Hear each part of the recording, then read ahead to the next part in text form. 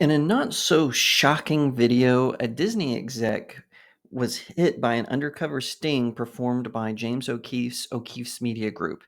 And we finally have confirmation of what we all knew. Yes, Disney does discriminate. 'Cause I've been living life right like I could just die any minute. Go for a ride down the side. Hi everyone, my name is Jacob Berry. Welcome to the StudioJake vidcast where I talk about all things pop culture.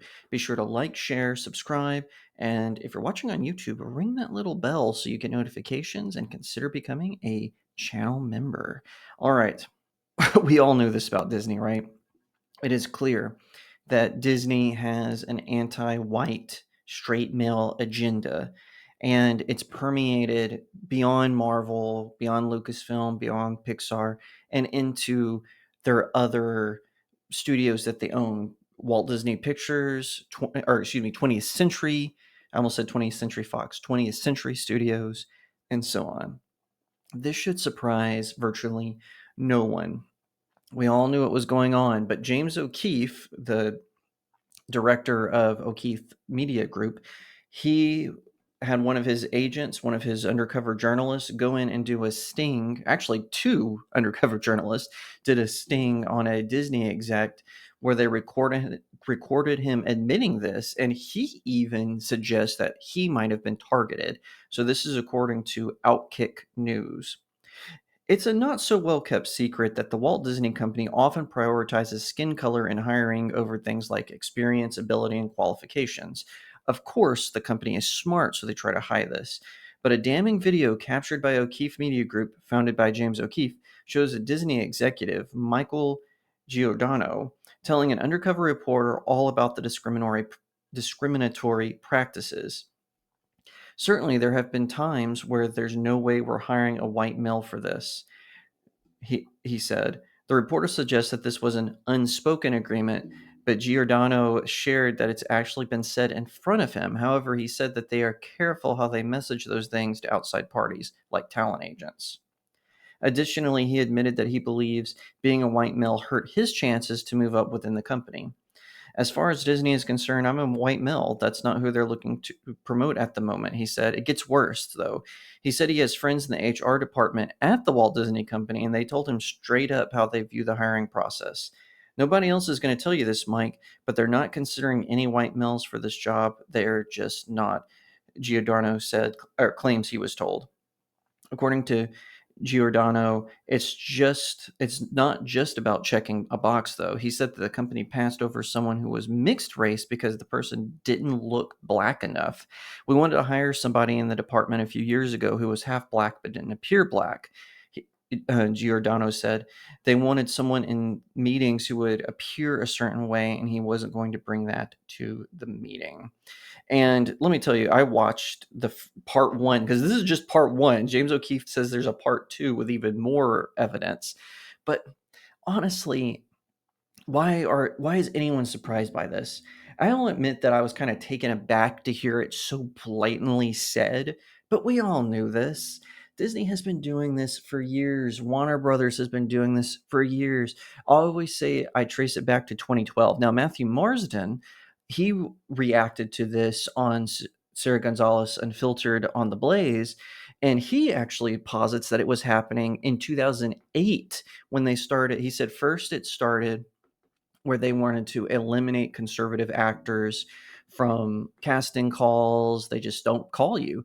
And so people like him, James Wood, John Voight, they all go through those filters and aren't given callbacks, even if they audition, things like that. Now, this guy that OMG talked to, he's on the television side, but in one of the things that's not mentioned here on Outkick, but that I saw in James O'Keefe's video was that he said, I'm on the television side, but I imagine on the movie side, it's just as pervasive. I'm paraphrasing a little bit. But I thought that was interesting. Marsden says, he also points out that, in 2008, he saw when this was happening, but he said at first it started with straight white conservative men, and then it became straight white liberal men, straight white progressive men, and now it's even now it's even gay white males, no matter it is. And now it's even mixed race isn't promoted or given roles.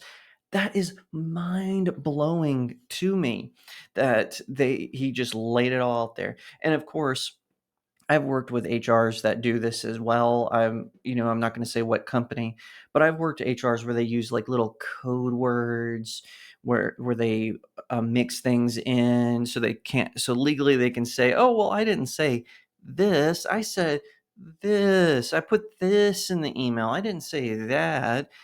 HR departments are supposed to be for the employees who need help, like if the boss is doing something, illegally.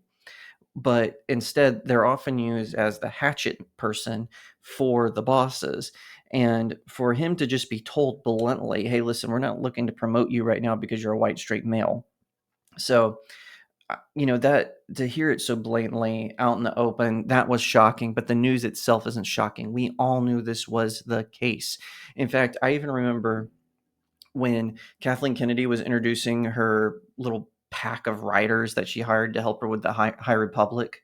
I remember she did this thing where she brought a camera through the office and everything. And then on one of the guy's cubicles, he had a little sticker that had Luke Skywalker and then a cross through it. Now, you won't be able to find that video anymore because the fans correctly pointed out, hey, this is how we got The Last Jedi.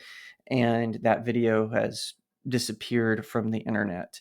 And I'm honestly surprised that this guy didn't catch on. Because here's my reasoning for that. Apparently, he found these two undercover journalists on Hinge, the dating app, and he goes out with two of them, and he's not suspicious at all that two dates, potentially within a certain short time span, are asking him the same question. That would make me suspicious, but not this guy. This guy, he's Casanova, and he's bragging about the fact that he works for Mickey Mouse and Bob Iger and everything. I honestly think that this report is going to get ignored by the mainstream media because that's what they do. After all, ABC News, one of the largest of America's news networks, is owned by Disney. So it's going to get ignored by CNN, by MSNBC, Yahoo News. I would be very surprised if any of them covered this. Who knows? Maybe I'm wrong. Maybe as of the writing of this, it seems like just smaller outlets, and I think Fox News did a story on it, but it seems mostly to be smaller outlets or places like The Outkick, which is a sports news place which I'm glad they reported on it, but you would think this would be all over. But the mainstream media, the corporate press, whatever you want to call them, they're going to ignore this, but I still think that there's going to be massive backlash.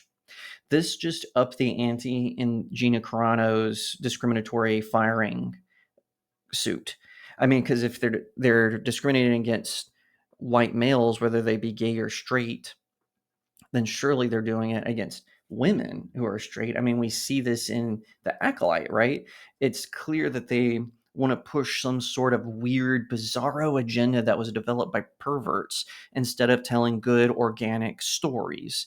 And I think we're going to see lawsuits, because not just from workers, potentially actors could sue Disney and say, hey, I auditioned for this part and I was told this buzzword, this code word.